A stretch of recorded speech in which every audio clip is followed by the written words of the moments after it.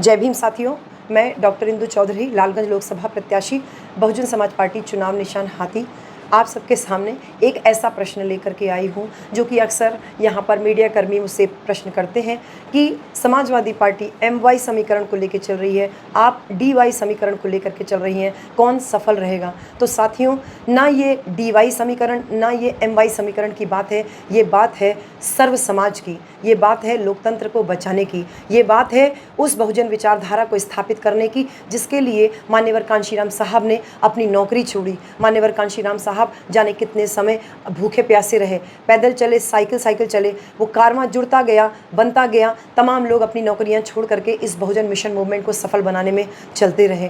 ये कारवां दलित, पिछड़ा और मुसलमान का गठजोड़ है, किसी एक जाति, किसी एक वर्ग के वोट की बात नहीं है। लोकतंत्र में सर्वजन यानी भारत का प्रत्येक नागरिक बहुमूल्य होता है, प्रत्येक नागरिक के वोट का मूल्य होता है। बाबा साहब डॉक्टर अंबेडकर ने 1 वोट 1 वैल्यू की बात की थी। प्रत्येक नागरिक के वोट की जो इंपॉर्टेंस होती है, जो उसकी वैल्यू होती है, वही लोकतंत्र का आधार है। ऐसे में केवल 2 जाति 2 धर्म के लोगों के ऊपर टिप्पणी करना, खासकर मीडिया कर्मियों द्वारा, ये थोड़ा अच्छा नहीं लगता है। इसलिए साथियों, इस बाबत कि ये DY समीकरण कितना सफल रहता है या नहीं रहता है, मैं थोड़ा ध्यान आपका आकर्षित करना चाहूँगी। साथ ही इस तरीके की बातें जो प्रोपागेंडा के रूप में, एक नैरेटिव के रूप में जो सेट किया जा रहा है समाज में, तमाम तरीके का जो मिसकंसेप्शन है, भ्रामक बातें जो फैलाई जाती हैं, थोड़ा सा ध्यान आपका आकर्षित करूंगी। 2024 में लोकसभा चुनाव होता है, 80 में से 35 सीटें समाजवादी पार्टी जीतती है, जिसमें 7 सांसद मुस्लिम होते हैं।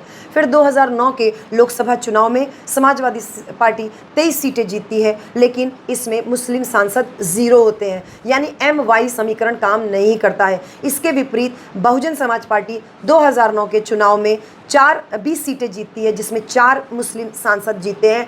DY समीकरण 100% काम करता है। इसके बाद 2014 का इलेक्शन आता है, जिसमें कि 80 में से 5 सीटें समाजवादी पार्टी जीतती है और वो 5 की 5 सीटें उनके अपने परिवार की होती हैं, जिसमें कि मुस्लिम सांसद 0 होते हैं, यानी MY फैक्टर काम नहीं करता है। इसके बाद आता है 2019 का चुनाव, जबकि बहुजन समाज पार्टी और समाजवादी पार्टी का गठबंधन होता है। समाजवादी पार्टी इस गठबंधन में भी केवल 5 सीट जीतती है और इसमें 5 में से 3 मुस्लिम कैंडिडेट जीतते हैं, जिसमें रामपुर से आजम खान और संभल से और मुरादाबाद सीट से 2 मुसलमान और जीतते हैं। ये ताकत है बहुजन समाज पार्टी और दलित समाज की।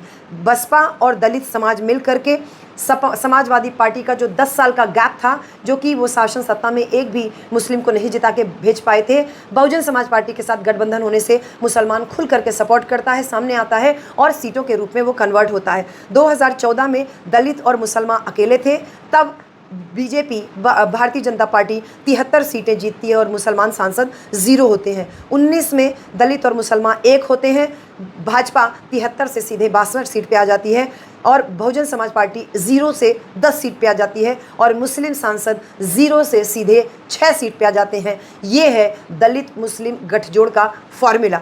यही है हमारे और आपके समाज के सफलता की एक नई परिभाषा। इसलिए साथियों, इसमें केवल 2 फैक्टर काम नहीं करता, इसमें दलित, पिछड़ा और मुसलमान फैक्टर काम करता है, जो कि मान्यवर कांशीराम साहब का फॉर्मूला था। आज हम देखते हैं कि तमाम गांव में बात हो रही है, तमाम लोगों से बात हो रही है, PDA का दावा करने वाले लोग एक भी मुसलमान को राज्यसभा भेजने से परहेज करते हैं। क्यों? और प्रोपेगेंडा करते हैं कि B team Bahujan Samaj party है। क्या आपको साफ तौर पे नहीं लगता है कि एक ही परिवार के 5 लोगों को टिकट देना और अपनी जाति से बाहर एक आदमी को केवल टिकट देना, मुसलमान सांसदों में केवल 4 लोगों को उम्मीदवार बनाना, क्या ये काफ़ी नहीं है कि भाजपा की B टीम के रूप में कौन काम कर रहा है? साथियों, अपना वोट बहुजन समाज पार्टी के नाम पे दें, 1 नंबर हाथी के सामने वाला बटन दबाएं, लोकतंत्र को अपना बहुमूल्य वोट लोकतंत्र के महापर्व में अपना शामिल हों, शरीक हों और इस लोकतंत्र में अपना सहयोग देने के लिए 1 नंबर बटन दबाएं, हाथी के सामने वाला, क्योंकि हाथी के